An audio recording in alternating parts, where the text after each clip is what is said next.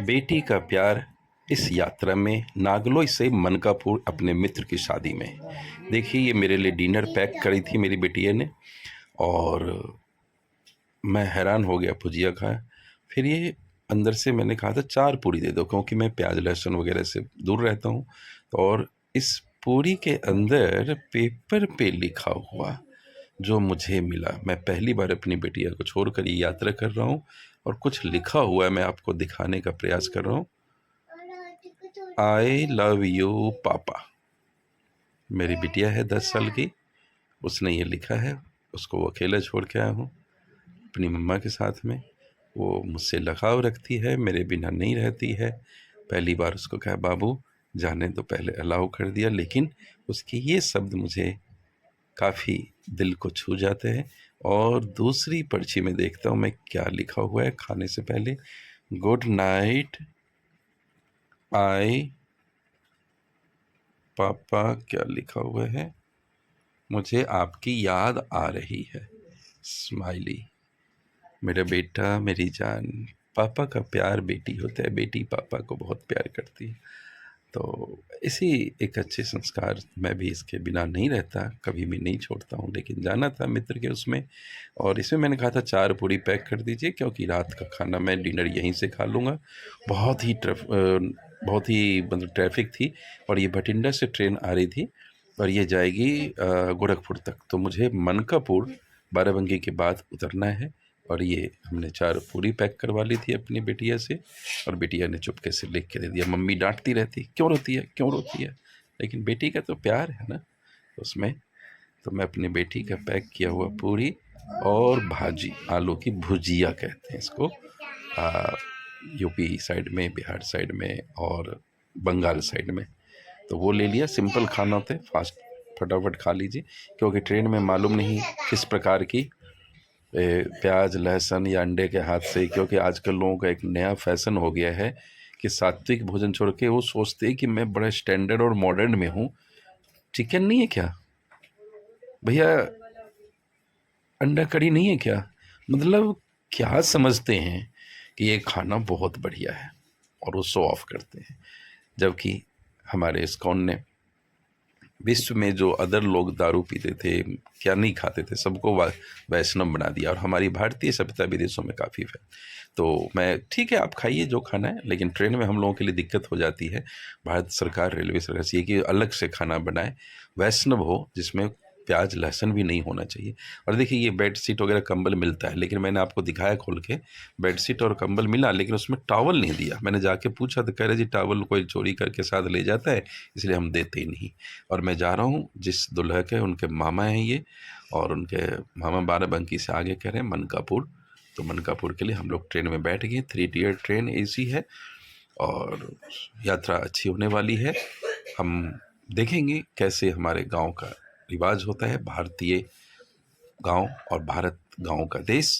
जो मज़ा गांव में जीने का है, पेड़ के नीचे बैठना, खेतों में घूमना, या वहाँ की होली, या वहाँ के बारात बहुत अच्छी लगती है। तो हम बारात में भी जाएंगे, वो भी मैं दिखाऊंगा।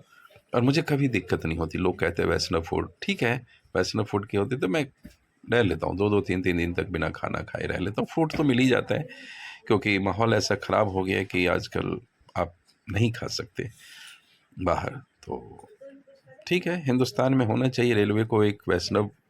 मैंने काफ़ी वंदे भारत आने टाइम का वंदे भारत का ट्रेन लिया। अभी मैं पहुंच गया मनकापुर।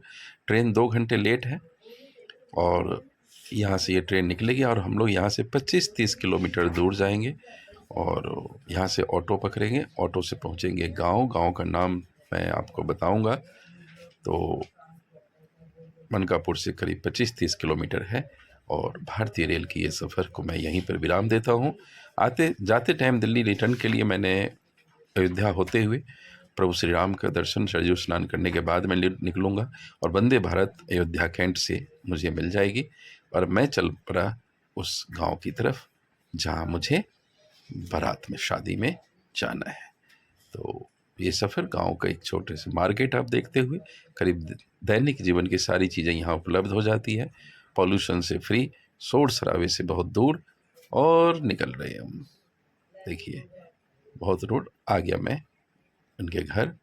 देखिए ये घर यहाँ पर देखिए बहुत पहले हुआ करता था ऐसे, इसको खपड़ैल कहते हैं, खपड़े का घर। तो खपड़े घर ऐसे हुआ करता, अब तो सबको पक्का घर मिल गया, अब तो देखने को ही नहीं मिलेगा। तो हमने आपको एक दिखाया। और ये मेरे मित्र का, जिनका नाम महावीर है, उनका घर है, बगल में मस्जिद है। यहाँ हिंदू भाई एकता और हिंदू मुस्लिम एकता की आपको मिसाल दिख जाएगी। बगल में मस्जिद, इधर ही घर। और यहाँ देखिए मैं ले आया खेत में, यहाँ गन्ने की खेती होती है।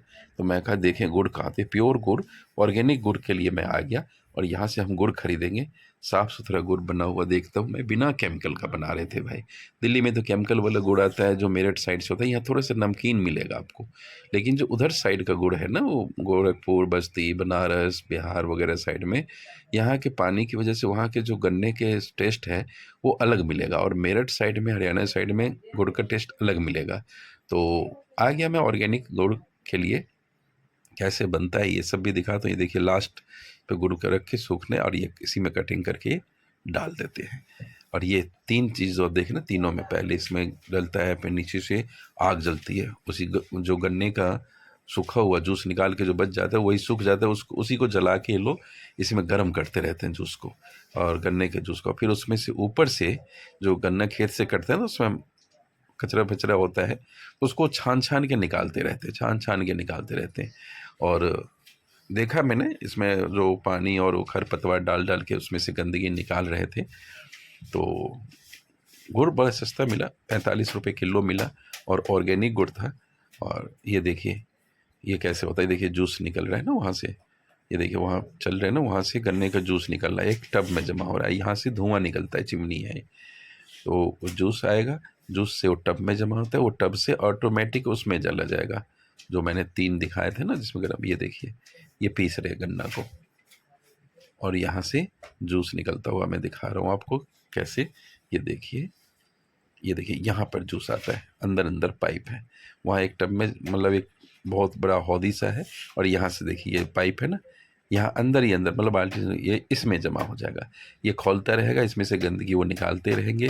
गंदगी का मतलब जो गन्ने के ऊपर काला काला जमा रहता है ना, तो वो साफ़ तो करते नहीं है, तो सारा निकल गया, और जो उसमें से कालापन रहता है वो कालापन ऊपर यहाँ पे छान छान के वो निकालते हैं। ये देखिए यहाँ पे गन्ने का जूस इकट्ठा हुआ है, हमने गन्ने का जूस भी पिया है, इसमें से निकाल के उन्होंने देखा, ये देखिए गन्ने का जूस इसमें जमा है।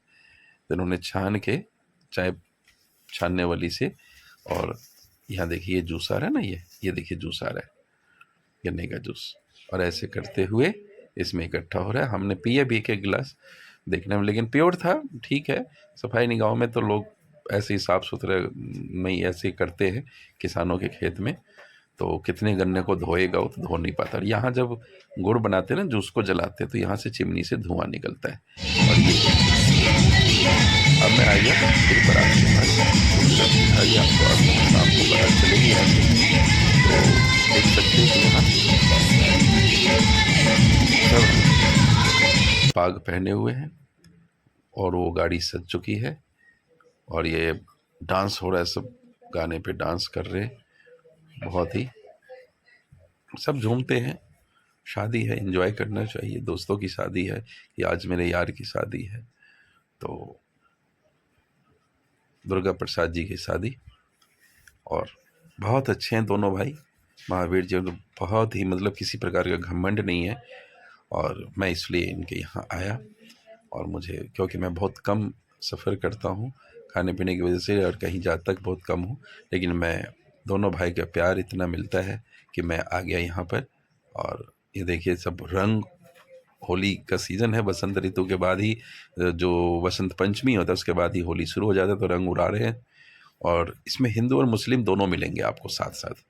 मुस्लिम भाई भी यहाँ पर पाग डाल रखे हैं, और जबकि रोज़ा का समय चल रहा है, और इन लोगों ने भी काफ़ी एंजॉय किया है। तो ये एक मिसाल होता है। और मैं नहीं कहता हूँ कि सारे मुस्लिम भाई भी गलत होते हैं और सारे हिंदू गलत होते हैं। देखिए 10% हिंदू में गलत हैं तो 20% मुस्लिम में गलत है, लेकिन 80% मुस्लिम भाई भी अच्छे हैं। तो हम उसका, ये देखिए ये हमारे साथ जो ये है, ये मुस्लिम है भाई, और खलील कुछ नाम ऐसे हैं, और ये पूरी ये देखिए। और यहाँ प्रथा है दुल्हा के साथ कमांडो, तो ये कमांडो आए हुए, और वो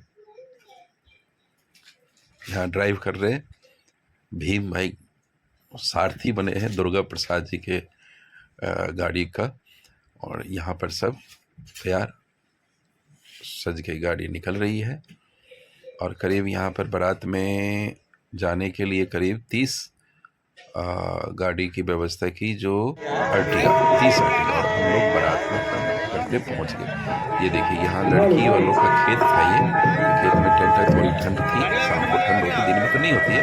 और ठंड देख सकते ठंड में एक एक कंबल और चारपाई खेत में दे दिया, ऊपर टेंट लगा हुआ है।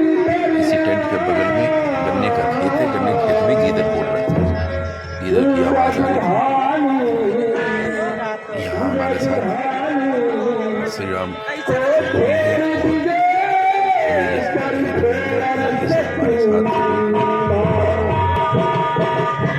चार पाँच लोग डांस चल रहा है और इसको एंजॉय कर ले।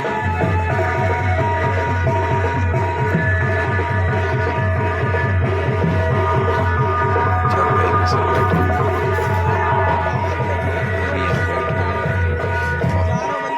मैं खाना खाने नहीं गया, क्योंकि वहाँ पे आपको प्याज लहसुन का खाना था, तो घर वालों को तंग नहीं करना चाहिए। आपको यही पर सोचा ध्यान किया जाए।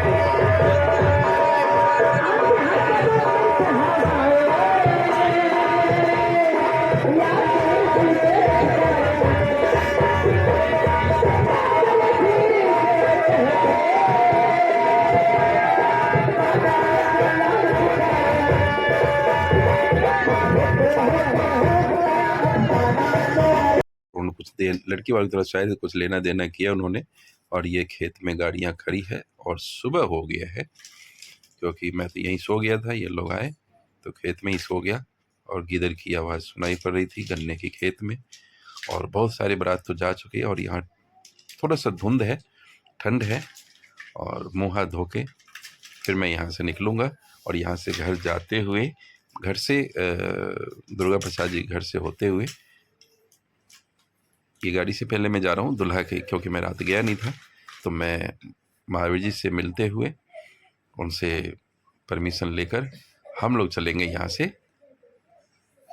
कहाँ, तो इसलिए यहीं गांव पे चाय लेंगे और हम चले जाएंगे अयोध्या के लिए।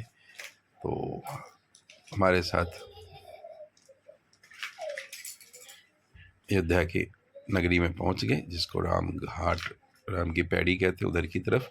रास्ते में हमें एक पटाखे का बैग रखना था, क्योंकि अयोध्या में तो अलाउ नहीं है, चेकिंग है, तो रात के पटाखे इसी में रह गए, तो फिर मैंने एक भाई के यहाँ रख दिया। और ये आ गया जी हम मंगेशकर चौक, लता मंगेशकर चौक। और यहाँ से आप बिल्कुल नज़दीक हैं, देखिए लता मंगेशकर चौक है, यहीं थोड़ा सा आप आगे बढ़ेंगे लेफ़्ट साइड में आपको मैं दिखाऊंगा, पार्किंग यहीं मिल जाता है, तो आपको ज़्यादा दूर नहीं, बहुत, और सरयू नदी के पास में, वहीं से आप पार्किंग कीजिए और मुश्किल से 200 मीटर 300 मीटर आप चलेंगे तो सरयू नदी में आ जाते हैं, जहाँ भगवान श्री राम स्नान किया करते थे। तो यहीं पे है, बगल में ही इसी के अंदर पार्किंग कीजिए, और पता नहीं फ्री भी है, ये कुछ पैसे ले लेते हैं, उसमें तो लिखा हुआ है निःशुल्क का। तो यहाँ सब देख रहे हैं, और बिल्कुल पास में ये देखिए गाड़ी पार्किंग है, इसी में आप लगाइए। मेन रोड बीणा चौक से थोड़ी सी आगे चलते ही है, और पार्किंग गाड़ियाँ खड़ी मिल जाएगी आपको। तो कभी आप जाएँ तो बिल्कुल ना, मतलब ज़्यादा कुछ चलना नहीं, बस 2-3 किलोमीटर में आप भगवान प्रोग्राम के दर्शन कर लेंगे। देखिए ये सब हम तैयार हो गए, एक पार्किंग की ये पर्ची है, इस पे रुपए तो नहीं लिखे हैं स्कैन करके, लेकिन कुछ देना पड़ता है, सेवा शुल्क देना भी चाहिए कुछ। तो हम लोग यहाँ पे गाड़ी पार्क करके और यहाँ से निकल रहे हैं स्नान करने के लिए। स्नान करने के लिए ही निकलेंगे। ये पार्किंग की पर्ची संभाल के रख देते हैं।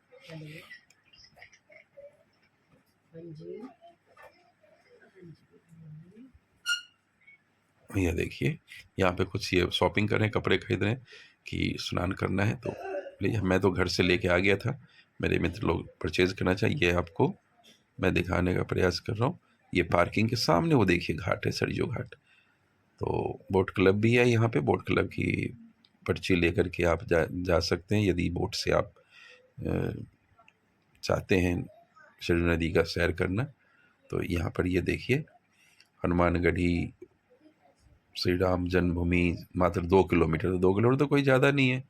बाकी यहाँ पे आपको कार्ट मिल जाएगा, तो यहाँ पे, और राम की पैड़ी इधर हो गया।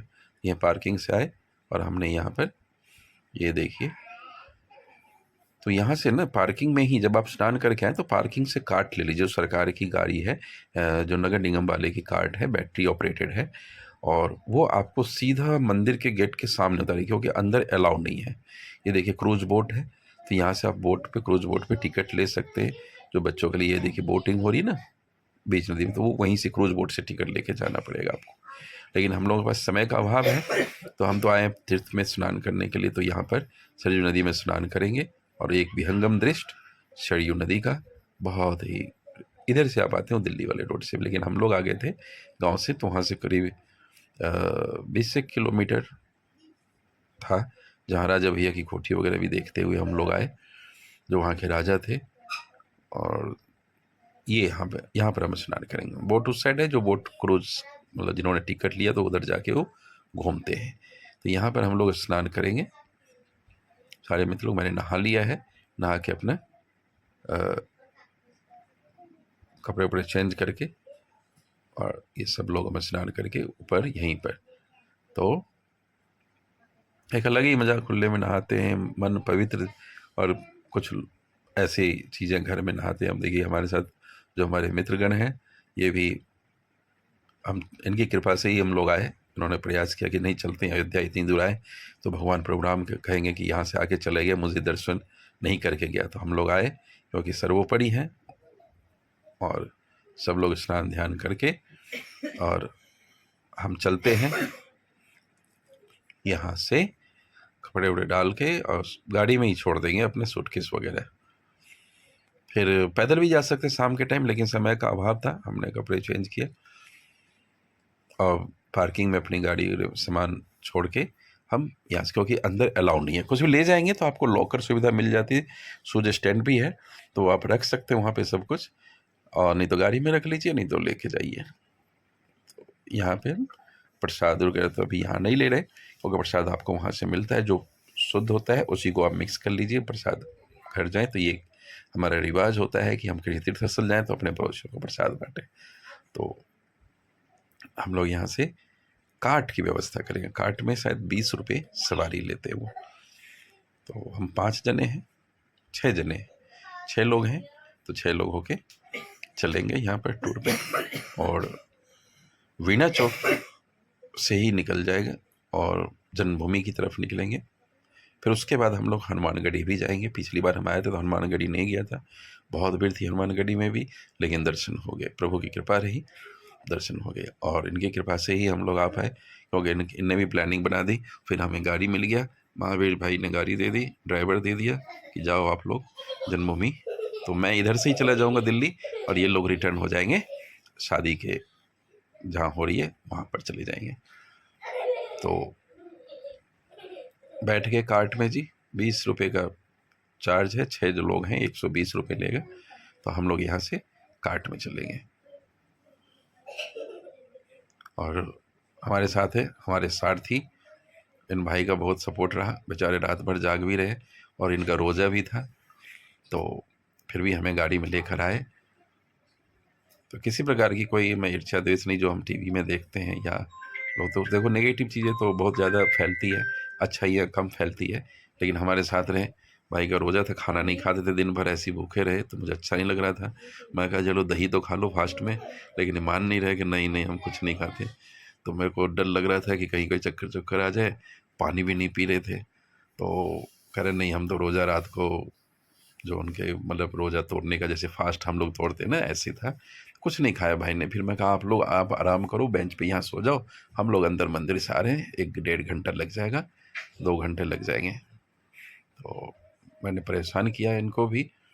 इनका नाम शायद खालिद खालिद जी हैं, और जहाँ मस्जिद देखा था ना मेरे मित्र के बगल में इनका घर है।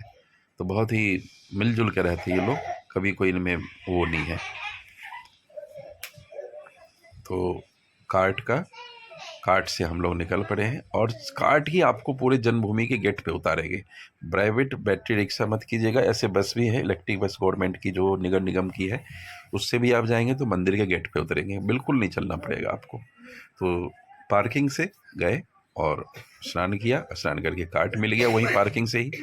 फिर हम चले गए जन्मभूमि पे, और जन्मभूमि से तो ये देख सकते हो वो सिटी बस गई थी, जो आपने देखा। सिटी बस भी आप ले सकते हैं, जो आपको बिना चौक से मिल जाती।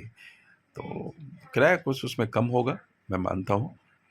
और हनुमानगढ़ी के लिए अंदर से ही रास्ता है, तो आप थोड़ा सा बाहर की तरफ आएंगे, और ये कार्ट के सारथी जो नगर निगम की तरफ से कार्ट की ड्राइविंग करते हैं, तो इनको अभी 8 घंटे की ड्यूटी होती है। तो भाई का भी हेल्प है, जय श्री राम बोलते हुए भाई कह रहे हैं जय श्री राम। बहुत अच्छा, देखिए कौन कहता है रोजगार नहीं मिलता, रिलीजियस टूरिस्ट प्लेस पे सबको बिजनेस मिलता है, और भाई को भी जॉब मिल गई नगर निगम की तरफ से, चाहे कॉन्ट्रैक्ट पे हो या उसमें। देखिए मैं रोड बिल्कुल साफ़ सुथरा, कैमरे की क्वालिटी थोड़ी सी गड़बड़ है मैं मानता हूँ, लेकिन मैं आपको ये सुविधा दिया कि जैसे आप बाहर से आ रहे हैं तो आप चले जाइए सरजू नदी के घाट, बिना चौक के पास पार्किंग में अपनी गाड़ी लगाइए, वहीं पे सामान रखिए, फिर वहाँ से निकल जाइए सरजू नदी, स्नान कीजिए, स्नान करके वहीं से फिर कार्ट मिल जाएगा, कार्ट लेकर जन्मभूमि आ जाइए। जन्मभूमि में फिर अंदर जा करके, अंदर आपको लॉकर वगैरह की सुविधा है, शूज़ वगैरह स्टोर रखने की सुविधा।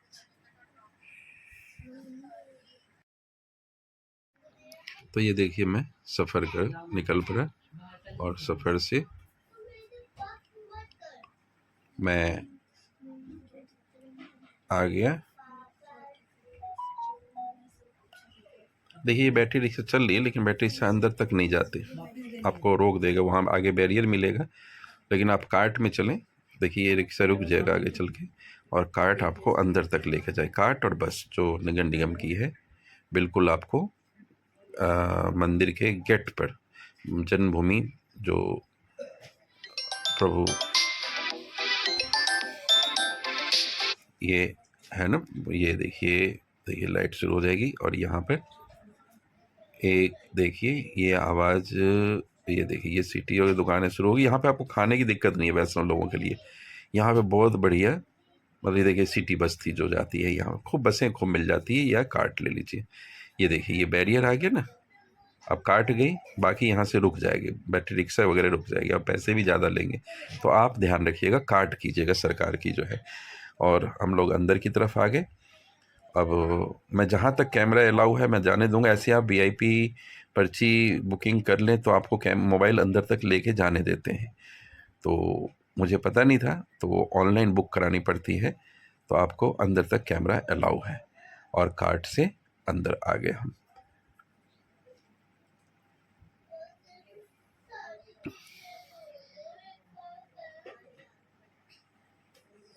ये देखिए यहाँ पर चारों तरफ, दोनों तरफ दुकानें हैं, सारी दुकानें चलती है, और सब दुकानों में अब अच्छे रश हो गए। हम लोग तो सुबह सुबह के आ गए थे, इसलिए थोड़ी भीड़ कम है, लेकिन जैसे ही थोड़ा दिन चढ़ेगा और आपको भीड़ शुरू हो जाएगी यहाँ पर।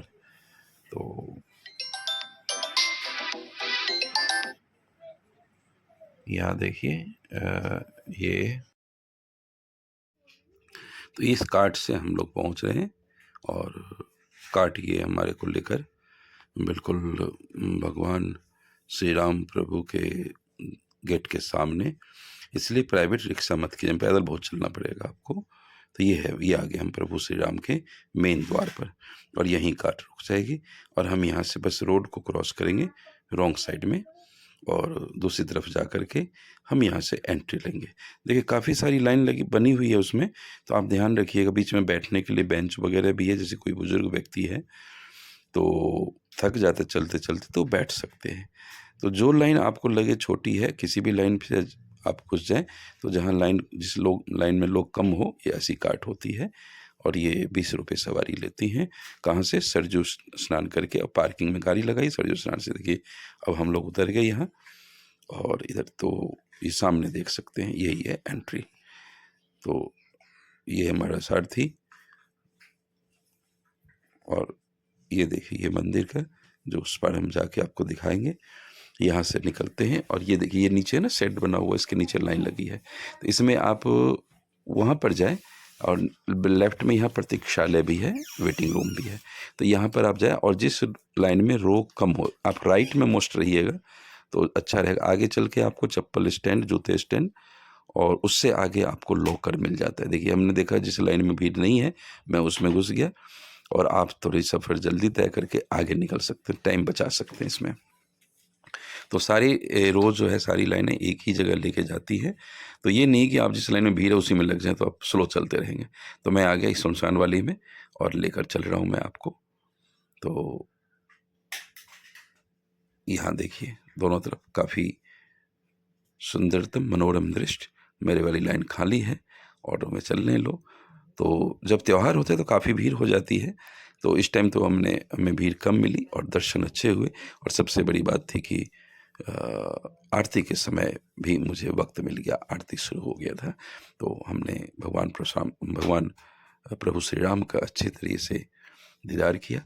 और ये शहर है जो गर्मी के दिनों में आपको गर्मी नहीं लगे और बरसात के दिनों में पानी से बच सके। तो इस प्रकार के ये रोड गली से हम तय करते हुए और पहुंचने वाले हैं। ऐसे बेंच है लगा हुआ, जैसे चलते चलते थक जाए तो बुजुर्ग लोग बैठ सकते हैं। ऐसे स्ट्रेचर भी है, मतलब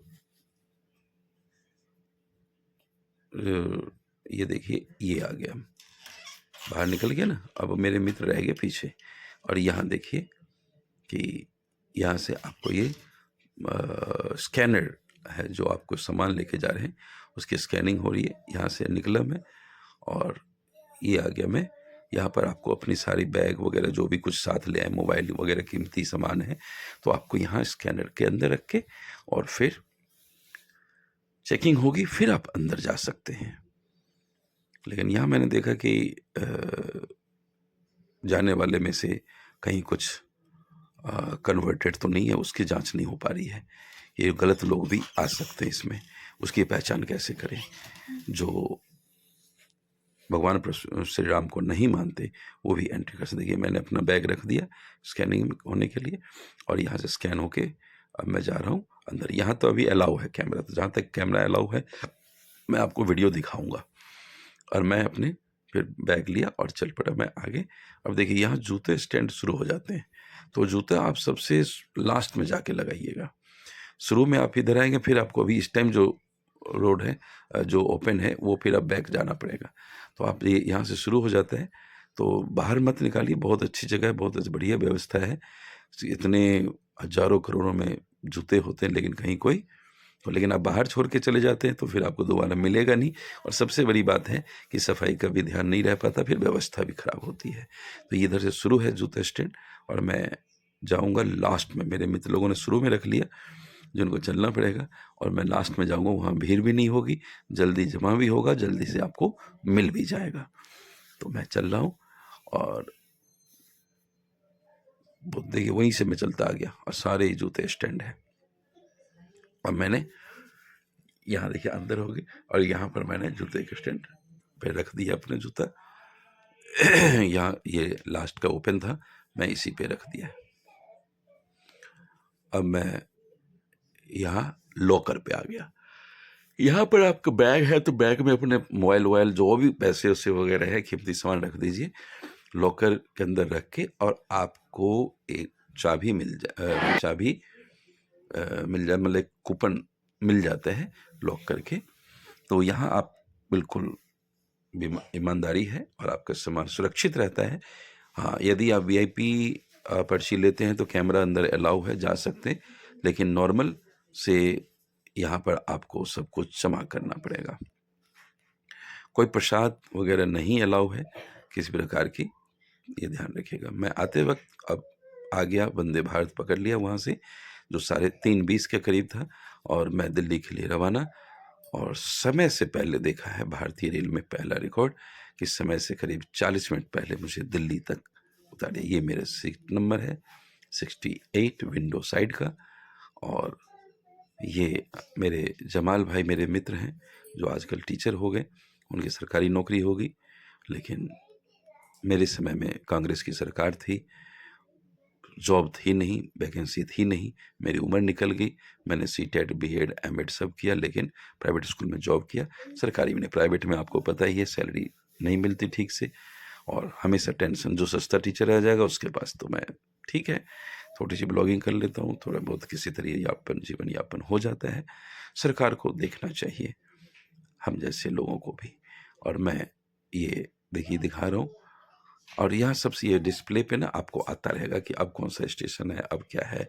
यदि आप समय बचाना चाहते हैं, थोड़ा एक्सपेंसिव तो है, लेकिन कम समय में आप सफ़र कर सकते हैं वंदे भारत में। और यहाँ आपको मात्र मुझे अयोध्या से दिल्ली आने में 4 जगह ही रुकना पड़ा है, और बहुत ही अच्छा मनोरम खाना पीना मिलता है। जल तो यहाँ फ्री मिलेगा आपको, पहले जब वेलकम में आप आते हैं पानी मिल जाएगा। चाय वगैरह क्वालिटी बहुत अच्छी थी यहाँ पर। तो अभी लोग आने वाले हैं, बाकी कानपुर में भी बैठेंगे लोग, कानपुर सेंट्रल में, और फिर शायद लखनऊ, फिर उसके बाद अलीगढ़, दिल्ली। तो ये मेरा चार्जिंग पॉइंट भी यहाँ पर है, और ये टेबल हो जाता है, इस टेबल पे आप खाना वगैरह खाए तो यहाँ से सर्व हो जाती है। लेकिन मैंने वैष्णव फूड का इंतजार किया, और जो कुक हो वो भी वैष्णव। ये देखिए, पैर रखने का स्टैंड है, बगल में पानी की बोतल रखने का स्टैंड है।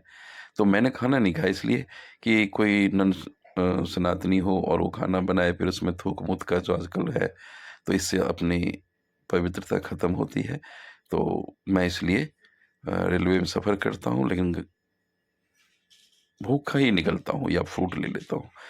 तो इसलिए क्योंकि रेलवे से रिक्वेस्ट करूँगा वंदे भारत से कि हम वैष्णव लोगों के लिए भी खाना किसी मतलब अच्छे लोगों से बनाए, कैमरे के देख रेख निगरानी में, क्योंकि कब थूक फेंक दे, कब उसमें गंद बंद डाल देते हैं। तो जो प्याज लहसुन नहीं खाता उनके लिए खाना तैयार होना चाहिए। बगैर प्याज लहसुन का भी खाना मिलना चाहिए ट्रेन में। हम जैसे लोगों को बड़ी समस्या होती है।